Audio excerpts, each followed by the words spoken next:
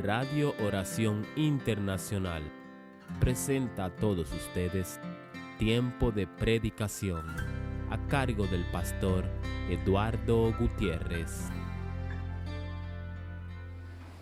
Gloria sea al Señor. Vamos a abrir todas nuestras Biblias en el libro de Tito.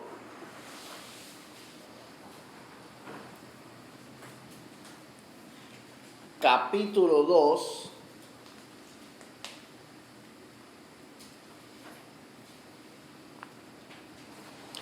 Capítulo 2, versos 11 y 12.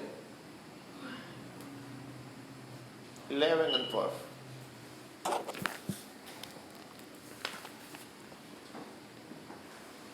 Carta del apóstol Pablo a Tito, capítulo 2, versos 11 y 12. Y vamos a leer todos. Yo voy a leer en voz alta y ustedes con la vista, en el nombre del Padre, del Hijo y del Espíritu Santo. Porque la gracia de Dios se ha manifestado para salvación a todos los hombres, enseñándonos que renunciando a la impiedad y a los deseos mundanos, vivamos en este siglo sobria, justa y piadosamente. Gloria sea al Señor. Amén. Y el Espíritu Santo titula este sermón Nuestra manera de vivir. Dice la palabra del Señor que la gracia de Dios se ha manifestado para salvación a todos los hombres. Gracia significa regalo inmerecido. Y esta gracia ha sido manifestada a todos los hombres a través del sacrificio vicario de nuestro Señor Jesucristo en la cruz del Calvario. Todos los hombres tienen la oportunidad de recibir esa gracia si reciben el regalo precioso de la salvación, que es recibir a nuestro Señor Jesucristo como su único Señor y Salvador. Ahora, esa gracia, a los que ya la hemos recibido, es cuando nosotros recibimos la gracia, es que el poder de ella se activa, porque el poder de la gracia de Dios está disponible para todos los hombres, pero solo los que la recibimos, entonces comenzamos a vivir según ella. La gracia de Dios nos va a enseñar una nueva manera de vivir, porque vivir en la gracia, alabado sea el Señor, nos inspira a vivir con un corazón agradecido, sabiendo que hemos recibido algo que no merecemos. Dice la palabra del Señor, enseñándonos que renunciando a la impiedad y a los deseos mundanos, vivamos en este siglo sobria, justa y piadosamente. Y lo primero que yo te pido es que tú en tu mente, gloria sea al Señor, digas y pienses con tu mente, pero bien profundamente, la gracia está haciendo algo en mí. Porque muchos reciben al Señor, muchos van a la iglesia, alabado sea el Señor, pero no se dan cuenta que la gracia de Dios está haciendo algo en sus vidas. Es decir, ellos van y buscan a Dios, ellos van y buscan el favor de Dios, aprenden del Señor, pero no se dan cuenta que también el Señor está obrando en ellos. Está obrando en su persona, está obrando en su espíritu, está obrando en su mente. Dice la palabra de Dios que la gracia de Dios nos está enseñando. Dice, enseñándonos que renunciando a la impiedad y a los deseos mundanos vivamos en este siglo sobria, justa y piadosamente. La gracia de Dios no es algo que solamente viene a bendecirnos, sino que también viene a cambiarnos. La gracia de Dios no es algo que es inerte, que es inmóvil, sino es algo que interactúa con nosotros, interactúa con nuestros pensamientos, interactúa con nuestros deseos. Alabado sea el Señor, y trata de apoderarse de todo nuestro ser. ¿Por qué? Porque nosotros le hemos entregado nuestra vida a Dios. Hay una diferencia muy grande entre la relación que existe entre Dios y la creación. Y hablando de la creación, estoy hablando específicamente de los seres humanos, y la relación que existe entre Dios y sus hijos. Cuando tú no eres hijo de Dios, cuando no te has entregado a Él, vives en el libre albedrío. Esa palabra o esa frase, porque consta de dos palabras, que tanto le gusta decir a los hombres, Dios nos dio el libre albedrío. Es decir, nosotros podemos tomar nuestras propias decisiones, podemos hacer nuestros propios caminos, podemos forjar nuestras propias vidas. Pero cuando tú te entregas a Dios, entonces ese libre albedrío completamente desaparece. ¿Por qué desaparece? Porque ya tú no eres un extraño, sino que eres hijo. Y como hijo debes obediencia. No existe relación de padre-hijo, alabado sea el Señor, si no existe obediencia. Es imposible. Y cuando nosotros nos entregamos al Señor, cuando nosotros nos acercamos a Él y decidimos por nuestra propia decisión ser sus hijos, el libre albedrío, esa decisión que teníamos antes de poder escoger entre una cosa y la otra, ese poder de decidir desaparece. ¿Por qué desaparece? Porque ese poder de decidir entre el bien y el mal fue el mismo que nos llevó a la perdición al inicio de la creación. Cuando el diablo tienta a los hombres y le dice que coman de aquel árbol, gloria sea al Señor, y dice que es para que conozcan el bien y el mal. Cuando tú conoces el bien y el mal, es que tú tienes libre albedrío. Porque la persona que solo conoce el bien, la persona que le gusta hacer el bien, es imposible que esa persona piense por sí misma. Porque siempre va a pensar en los demás, siempre va a tratar de hacer el bien, nunca va a buscar lo suyo propio. No tiene libre albedrío. Pero cuando alguien tiene libre albedrío, tiene la posibilidad de decir, me conviene esto, no me conviene esto. Y yo hago esto porque quiero y hago aquello porque quiero. ¿Por qué razón? Porque tiene el conocimiento del bien y el mal. Tiene el libre albedrío.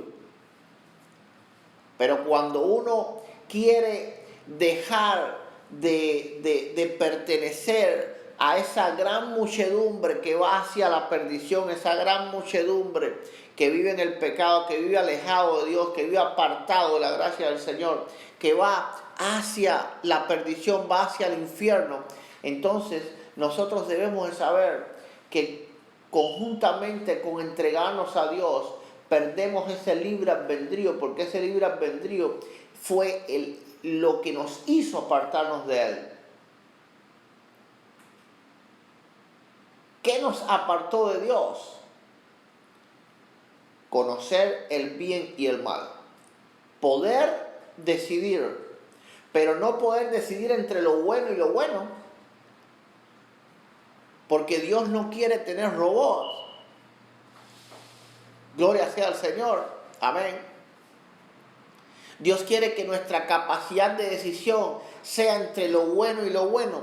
Yo voy a tomar esta decisión y es buena, o voy a tomar esta decisión y también es buena.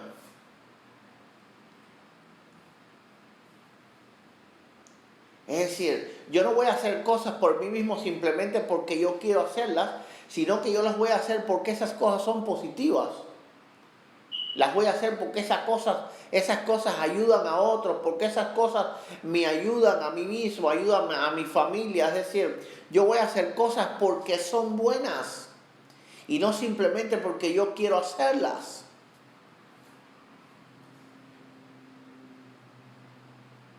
Porque el conocer el bien y el mal pareciese, gloria sea al Señor, que nos da mayor capacidad de decisión, pero es todo lo contrario. Es todo lo contrario. Porque el mal hay que fijarse que la palabra lo dice, es mal. Nunca debes decidir el mal. Nunca debes decidirte por el mal. Dios quiere que tomamos decisiones, pero que tomemos buenas decisiones. Decisiones que sean buenas. La palabra de Dios dice en todo lo bueno, en todo lo que es digno de alabanza, en eso pensad. Es decir, pongan su mente a pensar en cosas que hagan el bien, que alegren la vida a otros. No tengan su mente pensando en cosas que pueden dañar a otros o dañarse a sí mismos tan solo por decir que tomaron una decisión. ¿Cuántos jóvenes no toman malas decisiones solamente por decir, pues es mi vida y yo lo decido? Exacto, y las consecuencias son tuyas también. Dios quiere que decidamos, pero que decidamos siempre entre lo bueno y lo bueno.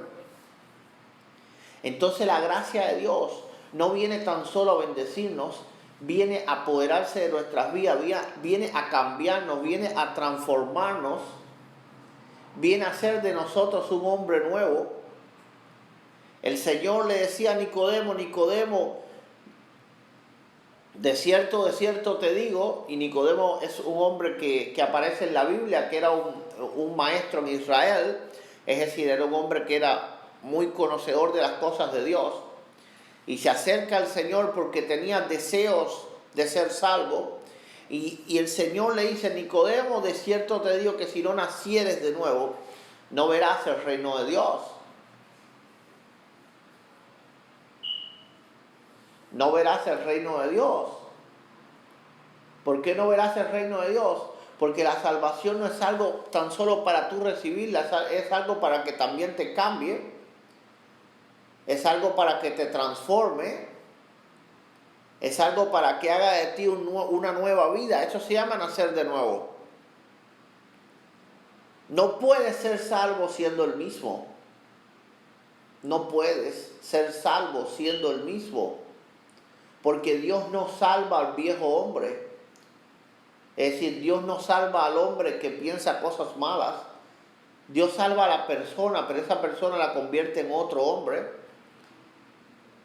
La sociedad misma, que aún es mala, no acepta a las personas que no cambian. Es decir, una persona cometió un error, fue a la cárcel, ok, perfecto, pero cuando saliste de la cárcel no puedes cometer más errores.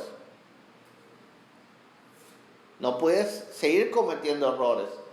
Porque si sigues cometiendo errores, entonces ¿cómo te van a aceptar? Y esa es la sociedad que es mala. Cuanto menos acepta Dios al que no quiere cambiar. Dice la palabra del Señor, porque la gracia de Dios se ha manifestado para salvación a todos los hombres. No es el propósito de Dios que el pecador muera. No es el propósito de Dios que el hombre vaya al infierno. La gracia, es decir, la salvación de Cristo se ha manifestado. Manifestado es que se ha puesto en evidencia, es decir, tenemos todos conocimiento de que existe la oportunidad para que nosotros nos salvemos. Todos los seres humanos, al menos de los mundos civilizados, conocen ya de una manera u otra conocen que existe un Salvador. La gracia de Dios no se ha manifestado sobre los hombres para condenar a los hombres. La gracia de Dios se ha manifestado a los hombres para salvar a los hombres. Ahora, ¿qué hace esa gracia de Dios en nuestras vidas? Dice la Biblia enseñándonos, así que nos enseña. Es un maestro que tenemos. Es un maestro. ¿Por qué razón es un maestro? Porque nos enseña de adentro hacia afuera. Porque estamos agradecidos por tanta piedad que Dios ha tenido con nosotros. Y eso hace que nosotros tengamos entonces piedad con los demás. Sentimos que hemos sido grandemente perdonados. Y entonces por eso perdonamos. El que no perdona es porque nunca ha sentido la gracia de Dios en su vida. El que le cuesta trabajo perdonar es porque realmente no siente que Dios le ha perdonado. Porque cuando tú en verdad sientes que Dios te ha perdonado, y cuando tú de verdad sientes que la gracia de Dios está en tu vida, y cuando tú de verdad sientes que las cosas que has hecho, alabado sea el Señor, Dios no las ha tomado en cuenta, sino que te ha dado una oportunidad para, a través de su Hijo Jesucristo, tú puedas evitar ir al castigo eterno que justamente deberías recibir, e ir en vez de allí, ir al cielo y tener la salvación. Cuando tú sientes esa gracia en tu vida y tú sientes ese perdón en tu vida, entonces no te es difícil perdonar. ¿Por qué no te es difícil? Porque muchas más grandes cosas te han perdonado a ti. La gracia nos enseña. No es algo que simplemente está en nosotros y se queda ahí. Así yo recibí al Señor, yo soy cristiano. No, eso no se queda ahí. La gracia te enseña, te dice, te manda que renunciando a la impiedad. ¿Qué significa renunciar a la impiedad? Impiedad significa pecado. Hay que renunciar al pecado. Y la palabra renunciar tiene intrínseco algo, y es que antes fue tuyo. Hay muchos que renuncian a los pecados de los demás. ¿Sí? Dice, ay, el Señor reprenda al diablo por aquello que cometió fulano. Ay, el Señor reprenda al diablo por aquello que cometió mengana. Pero no mira lo que hicieron ellos, o no mira lo que están haciendo ellos. La palabra de Dios dice renunciar, así que es algo que es tuyo. Y tienes que renunciar a él. Tienes que deshacerte del pecado. Deshacerte de él. Renunciar, decirle que no. Dice renunciando a la impiedad y a los deseos mundanos. Vivamos en este siglo. ¿Qué significa este siglo? Esta vida. Porque la Biblia nos aclara bien de que esta no es la única vida que va a existir. No es la única vida que va a existir. Hay una vida más allá de la muerte.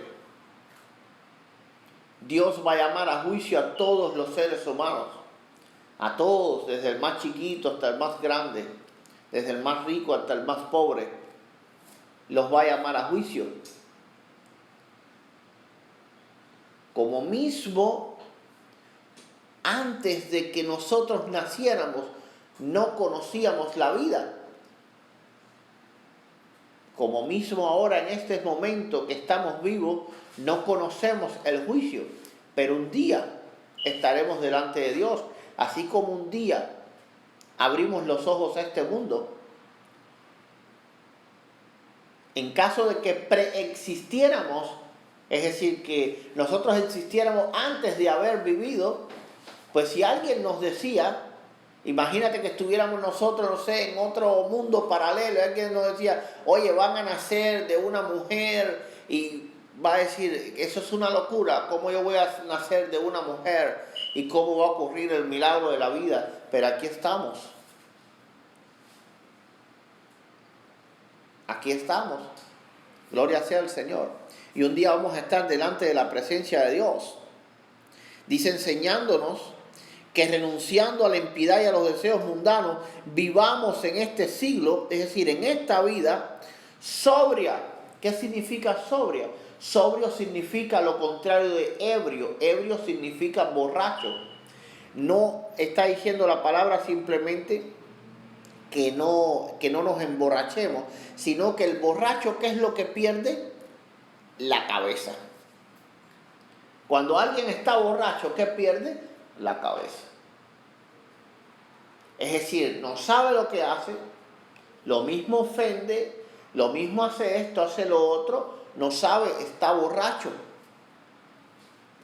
Entonces la palabra de Dios, ¿qué dice? No pierdan la cabeza. Vivan sobriamente, es decir, piensen. Tenemos la cabeza para pensar, para analizar cada paso que vamos a dar en nuestras vidas, porque un paso bien dado nos va a traer felicidad, uno mal dado nos va a traer mucho dolor. Mucho dolor. Sobria, justa y piadosamente. ¿Qué nos enseña la gracia de Dios? A vivir correctamente delante de Dios y delante de todos los hombres.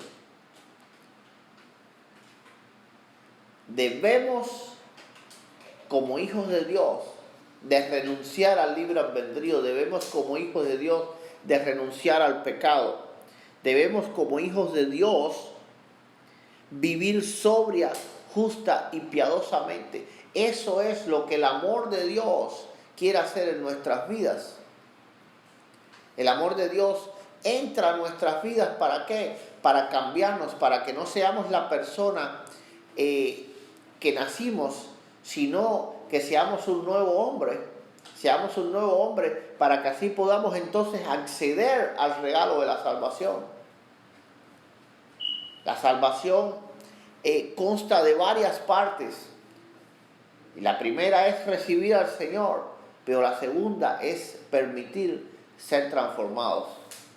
Dios quiere transformar nuestras vidas. Dios quiere transformar la vida de cada hombre, de cada mujer. Gloria sea al Señor. Dios quiere transformar la vida de su pueblo, de sus hijos. Esa es la manera que Dios quiere que nosotros vivamos. Esa es la manera con la cual nosotros nos debemos de conducir en la vida. Todo el tiempo renunciando al pecado y a los deseos mundanos y viviendo en este siglo sobria, justa y piadosamente con la ayuda de Él. Que Dios les bendiga, es mi mayor y único anhelo.